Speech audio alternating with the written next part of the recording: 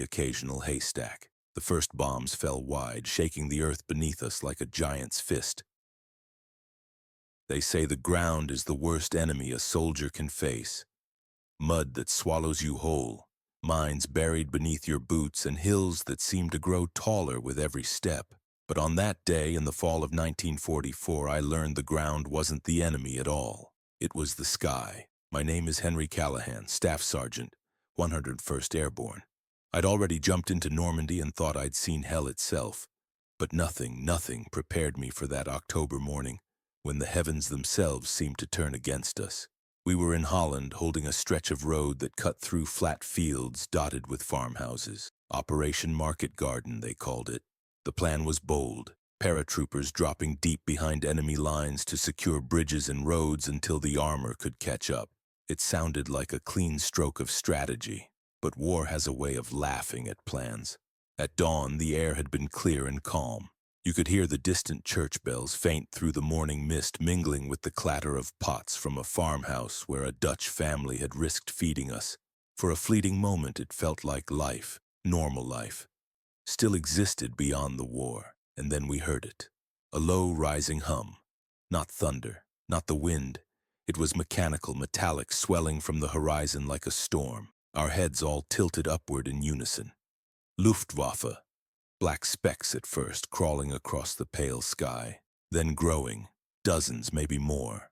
Bombers, fighters, a swarm that darkened the heavens until the very sun seemed swallowed. "Take cover!" someone shouted, though there was nowhere to hide.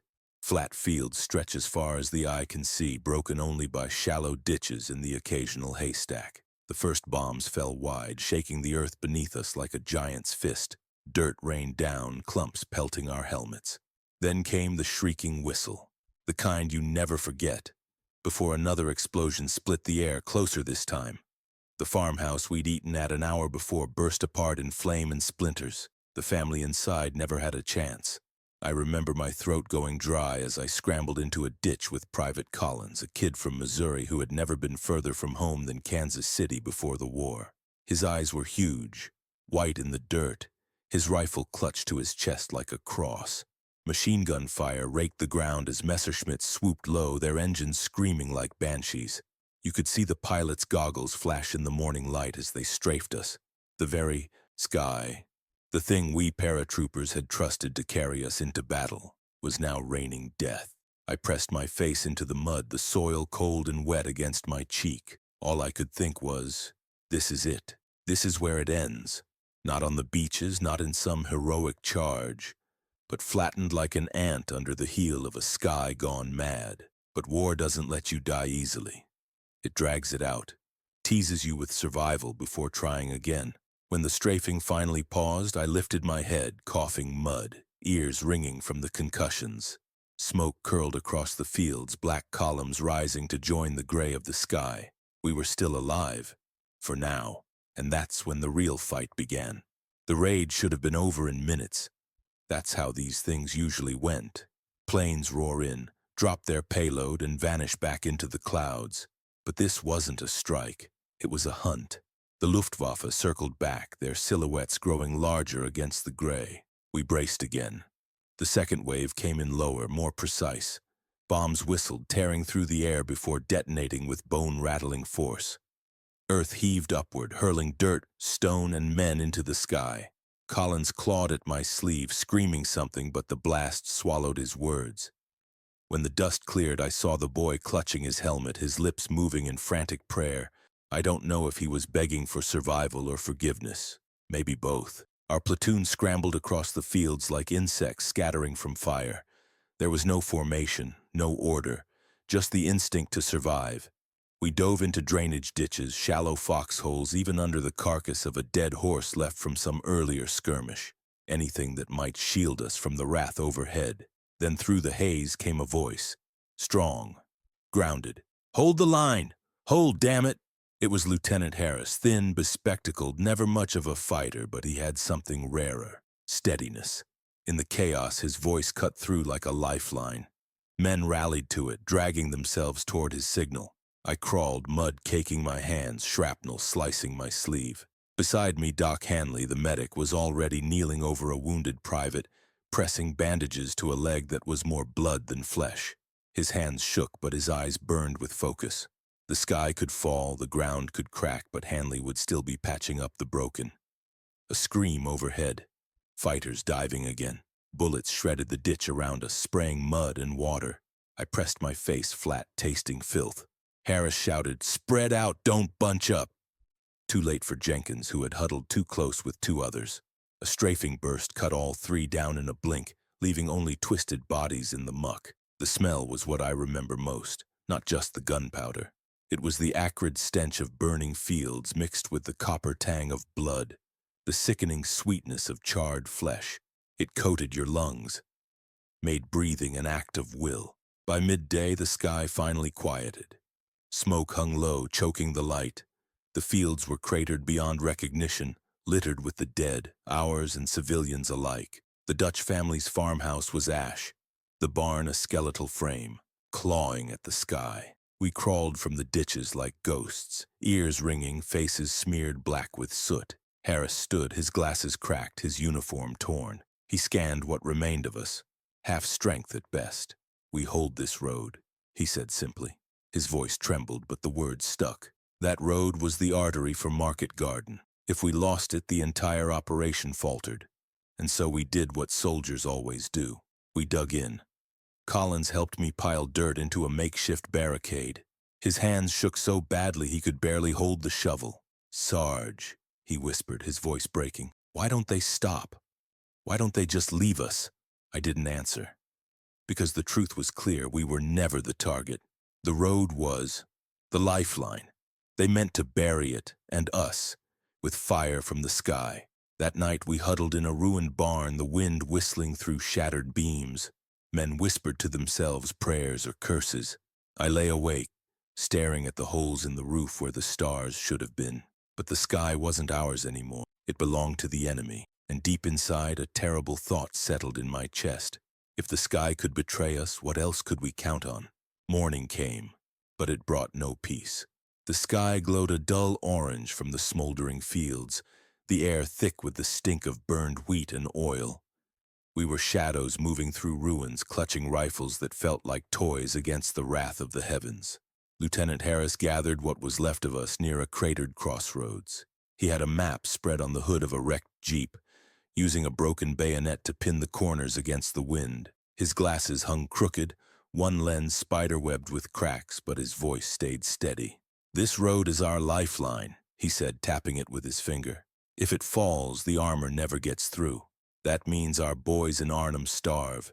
We don't let that happen." Some men nodded. Others just stared blankly, too numb to care. Collins muttered a curse under his breath, but I caught the fear in his eyes. None of us wanted to admit the truth. The Germans owned the skies. We were just squatters waiting to be evicted. We dug in again, this time along the ditches lining the road. Mud clung to our boots, our shovels, our hands.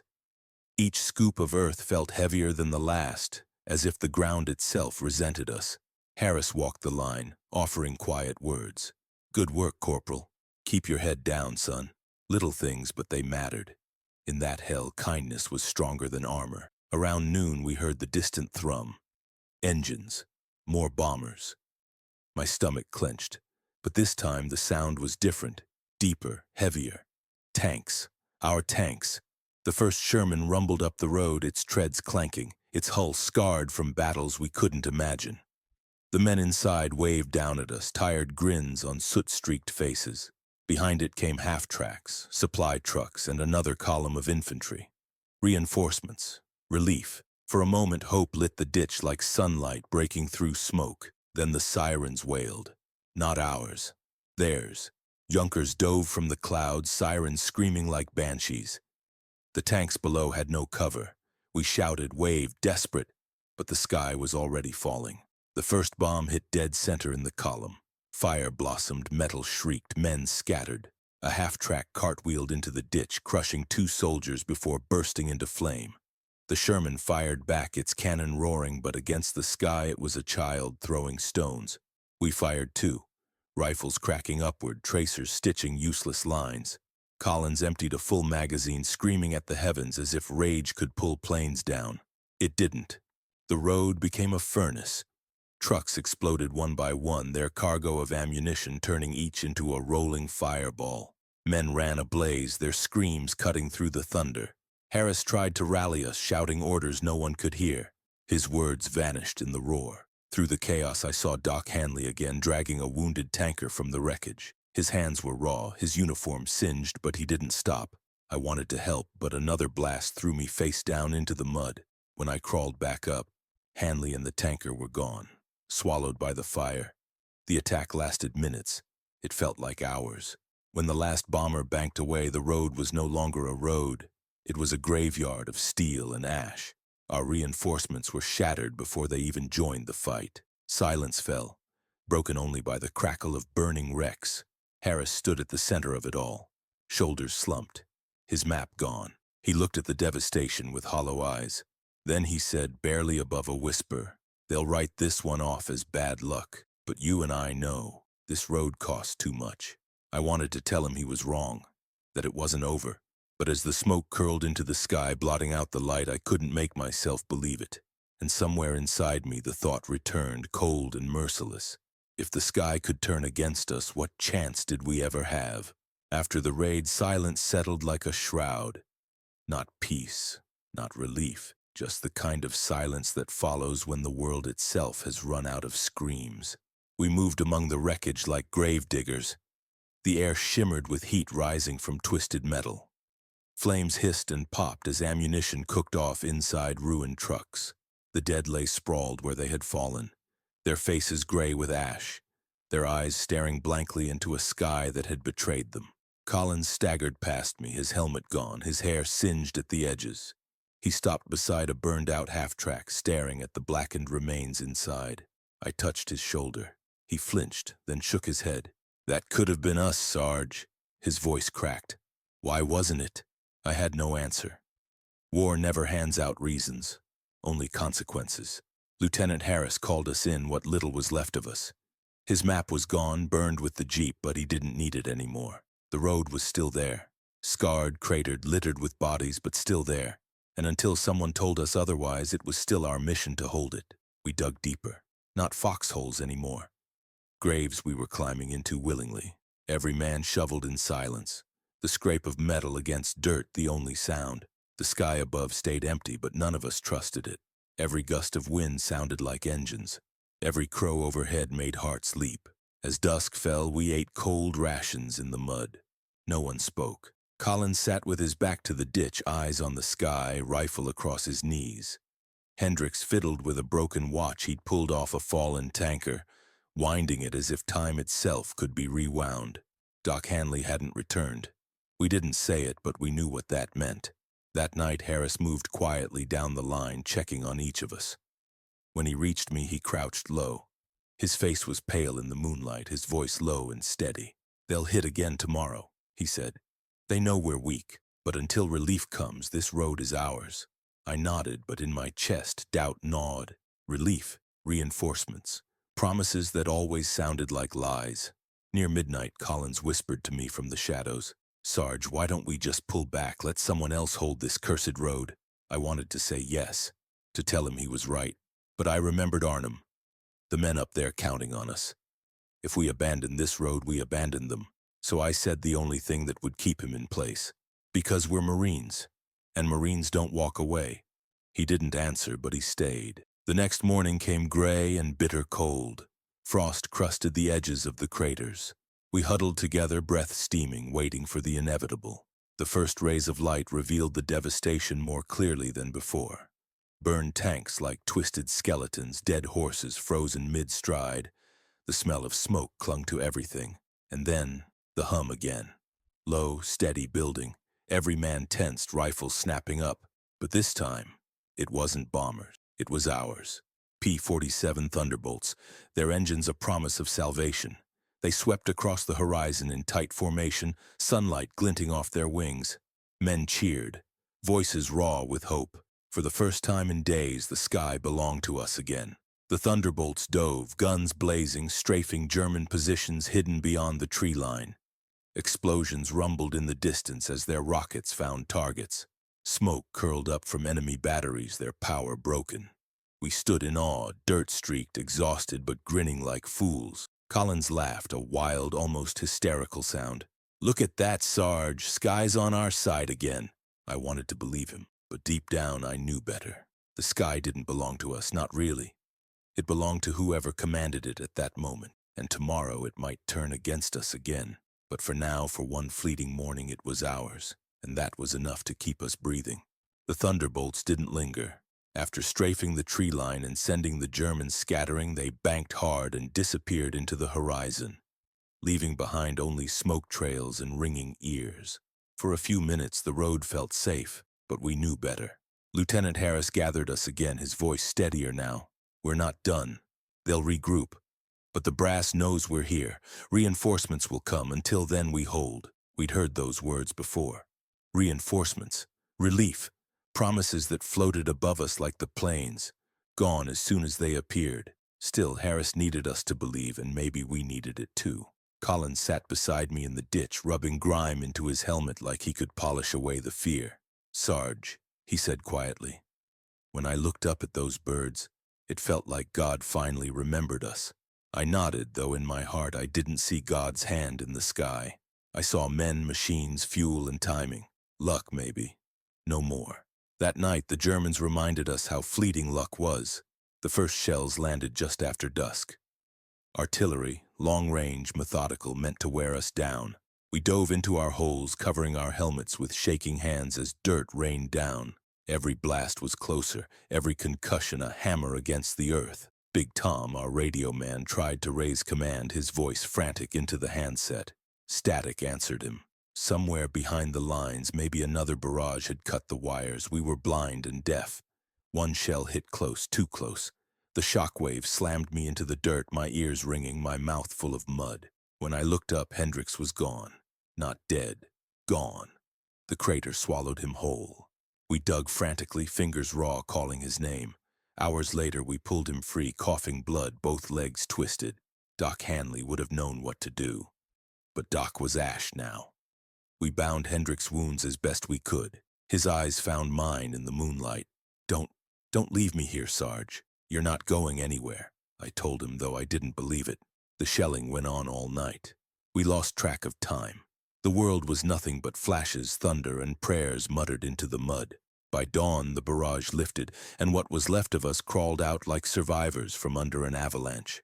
The road was cratered worse than before, corpses half buried in fresh earth. Harris stood at the center, mud caked to his uniform, his face drawn but unbroken. "They'll come next," he said. "Infantry. Armor. The barrage was the drumbeat. We're the line they mean to break." We looked around. 24 men at most, exhausted, half-mad from noise and fear. Against infantry, maybe we had a chance. Against armor? The thought made my stomach turn. We set mines along the road, dug deeper trenches, stacked sandbags that were more mud than cloth. Every man moved like a machine wound too tight, running on nerves and muscle memory. Collins refused to speak, his eyes fixed on the horizon. And then we heard it. Engines. Not planes this time. Tanks. German armor, heavy and relentless, grinding closer with every second. The earth trembled. Somewhere in the haze of exhaustion, I realized. The sky hadn't betrayed us. It had simply handed us over to the ground. Harris gave the order. "Positions. Hold until you can't." We gripped our rifles, eyes fixed on the tree line. The road we were ordered to hold, the lifeline of Market Garden, was about to become the stage for something worse than the sky's wrath. Because this time hell wasn't coming from above, it was coming straight at us. The sound of those engines grew into a growl that shook the ground under our boots. At first it was distant, like thunder on the horizon, then closer, louder, until every heartbeat felt in sync with the clanking treads of approaching tanks. We were 24 half-dead men in muddy holes, staring down the kind of force that crushed battalions. Harris crouched low in the ditch, map pressed to his knee, voice steady but low. "Remember the mines. Hold until they're on top of us. We can't scare them at a distance. We bleed them here." The first shapes emerged from the smoke. Dark silhouettes in the morning haze. Panzers. Their hulls caught the faint light. metal monsters rolling forward like they owned the earth itself. Infantry followed close behind, boots stamping in rhythm, rifles at the ready. "Wait!" Harris hissed. "Wait!" Collins whispered a prayer, the words tumbling from cracked lips. Beside me, Hendricks, pale, half-conscious from blood loss, gripped my sleeve with surprising strength. "Don't let them take me alive, Sarge." His voice was barely a breath. I gave a sharp nod. That promise weighed more than any rifle. The lead tank reached the center of the road. 1 more yard. 2 more. The mine detonated with a roar that swallowed the world. The earth leapt beneath us, a wall of fire and steel, flipping the Panzer onto its side. Flames engulfed the crew before they could scream. The blast was our signal. We opened fire. Rifles cracked, machine guns stuttered. The German infantry stumbled, some diving for cover, others cut down where they stood. Collins' bar chewed through their ranks, muzzle glowing red. But the Panzers kept coming. Another rumbled forward, treads grinding over the wreckage of its fallen brother. Its turret swung toward our line. I remember the exact moment it fired. The flash, the thunder, the ditch collapsing as shrapnel ripped past. O'Reilly, our big radio man, vanished in the spray. One moment he was shouting into the handset, the next he was just gone. "Anti-tank!" Harris bellowed. "Now!" Martinez shouldered the bazooka. His hands shook, but his aim didn't falter. The rocket streaked across the road, slamming into the second tank's side. Smoke poured out, the hatch popping open as the crew tried to escape. Collins cut them down with a grim efficiency, face twisted with rage. The road became a storm of smoke, screams, and clashing steel. German infantry surged, some breaking through our line. It turned into hand-to-hand. Bayonets flashed, rifle butts cracked skulls. Knives glinted in the haze.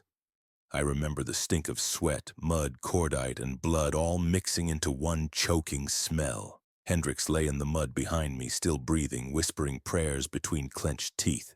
I fought like a man already dead, each trigger pull, each thrust of the bayonet fueled by the need to buy him another breath.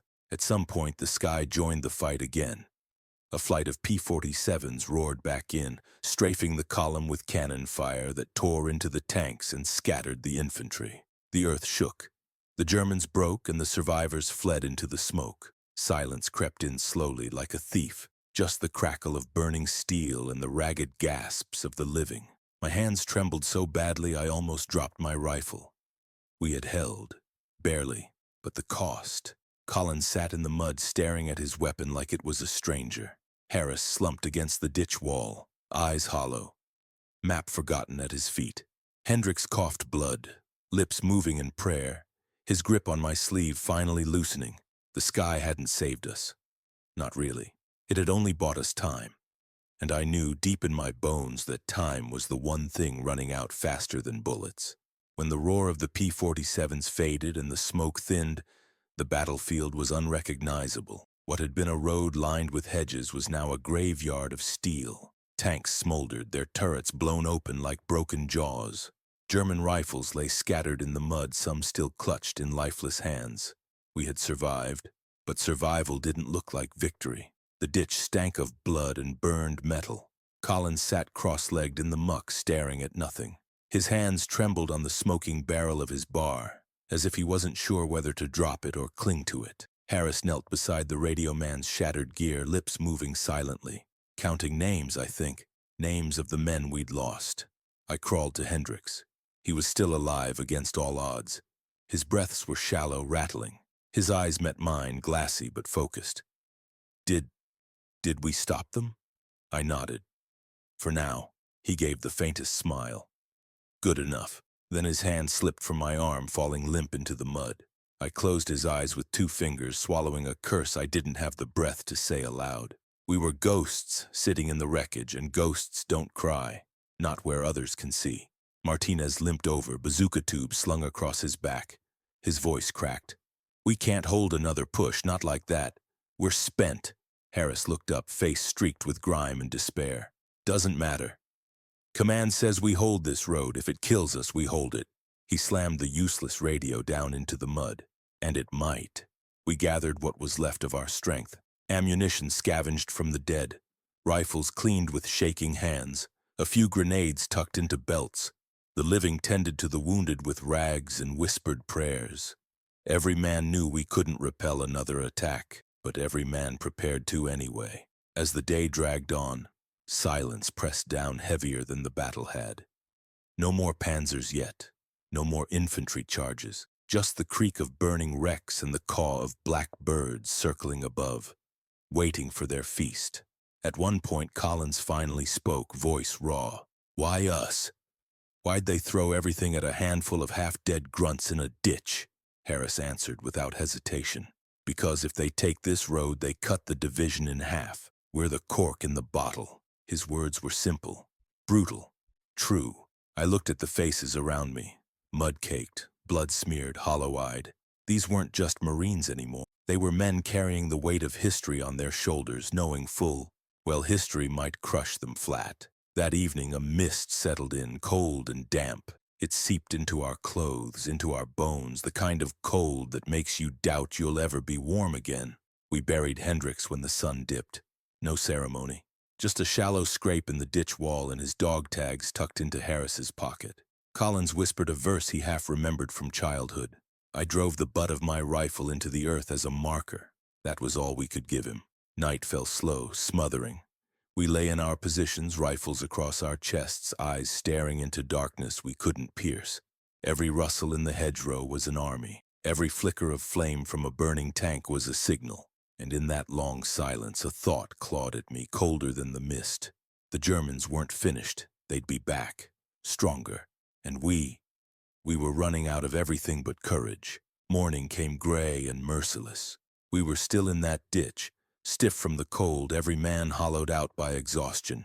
The battlefield was quiet, but it wasn't peace. It was the kind of quiet that waits for thunder. Around dawn, Harris crawled up to the lip of the ditch and peered through binoculars. I watched his face tighten. "Armor," he whispered. "South Road, 2 half-tracks, infantry with them." Collins groaned. "We've got nothing left. One push and we're done." He wasn't wrong.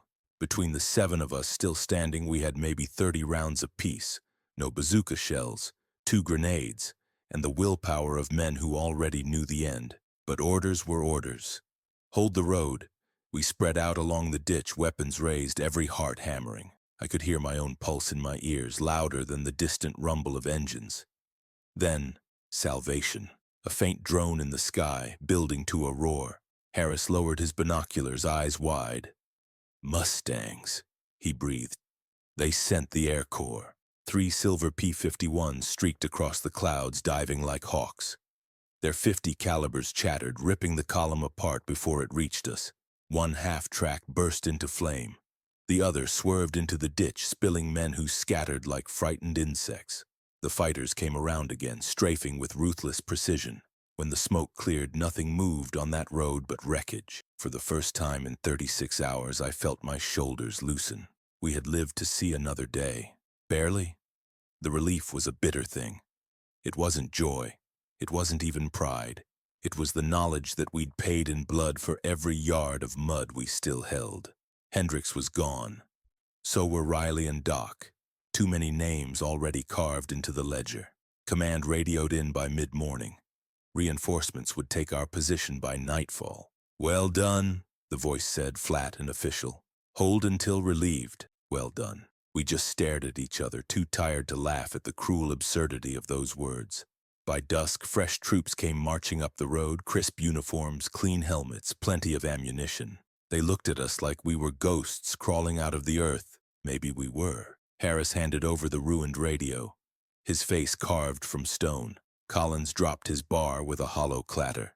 Martinez slumped against a tree, whispering the Lord's Prayer under his breath. I took one last look at the ditch, at the blackened wrecks, the churned earth, the shallow grave with Hendricks' marker. That was our monument, not marble, not medals. Just a scar in the earth and the memories carved into our souls. When we marched back down the road away from the place that had nearly swallowed us whole, I knew one thing for certain. Victory wasn't measured in bridges taken or roads held. It was measured in the men who walked away, and the ghosts we carried with us. And the ghosts were heavy. That night, sitting in a barn miles from the front, I finally let myself exhale. I pulled a ration tin from my pack, ate a few cold beans, and thought about Hendrik's last words. Did we stop them? Yes, for one day at least, but it had cost us more than anyone in headquarters would ever write in a report. War has a way of erasing men, reducing them to numbers, tallies, statistics, but I'll never let that happen. Hendricks, Riley, Doc, their names live here, in my memory, in this story. And now, if you've listened this far, in yours too. That's why I tell it, so they're not forgotten. So the world knows what it costs to hold a patch of dirt no bigger than a football field. If this story reached you, if you felt their weight, then do one thing for me. Subscribe to this channel so these voices aren't lost. Leave a comment so their names echo a little longer. And share it so maybe someone else will carry them too. Because battles fade, wars end, but memory is what keeps the fallen alive. And memory then is all we have left.